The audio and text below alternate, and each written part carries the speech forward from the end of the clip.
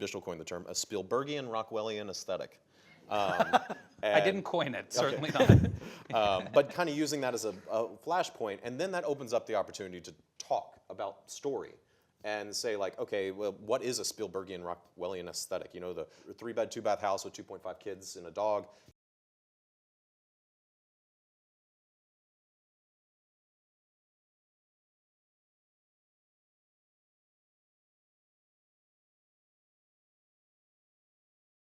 The eyes were too far on the side of the head, and it made it look like an animal. You know, it made it look like a fish or something. And my thought for them was, I think you need to focus the thing more so that it feels evil. We don't want people to think that it's accidentally evil. We need it to feel malicious. We need it to feel like the embodiment of evil. So that choice of bringing the eyes forward and creating more of a traditional skull, I think that was all there to kind of align the audience with like, this is a different breed of evil. This is human evil, essentially. And really sinking those eyes. They're just little dots. Yeah, totally.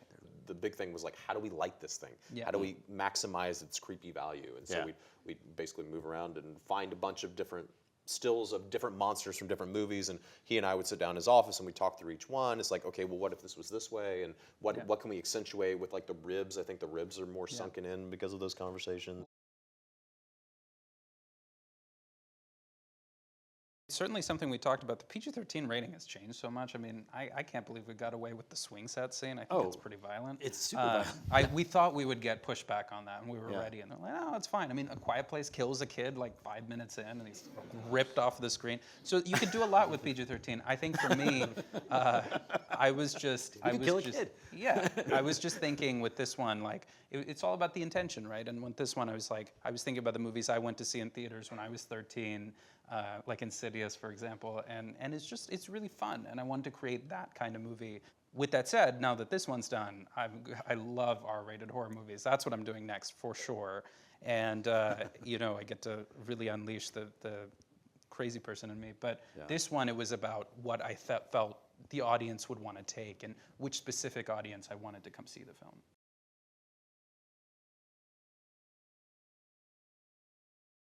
Right at the beginning, because we don't see how Tamira gets to the point that she's at the beginning.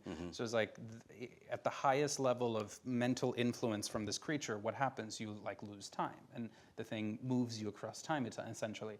And the device was, okay, we're gonna do that early in the movie, and nobody's gonna understand what's happening. But then when we do it later in the film and repeat the shot structure, it's gonna be one of those ways that we can show the circularity of the curse. And we've seen how Sam got there. We've seen the escalation of the demon's psychological influence, but now we see that Sam is at the exact same place that Tamira was. Both Neon and QC, and this is something I really encourage you guys to think about if you're filmmakers, is think about producers. Who are producers that are aligned with the brand of filmmaking I want to do? I did this movie with the people who did Get Out and Black Klansman, so they had this kind of ability to work on movies about other cultures and bring them to the mainstream.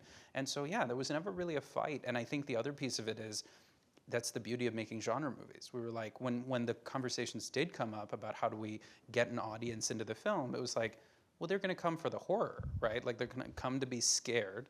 Having a genre like that, that you know is gonna get people in, alleviates actually a lot of the conversations that then you have to have about, you know, the cultural stuff. I really felt like I was only encouraged to add more of it. I think after our first cut that I showed the QC producers, they're like, you cut too much of the cultural stuff out, bring it back, you know? So it was like, it was a good experience to have in that regard.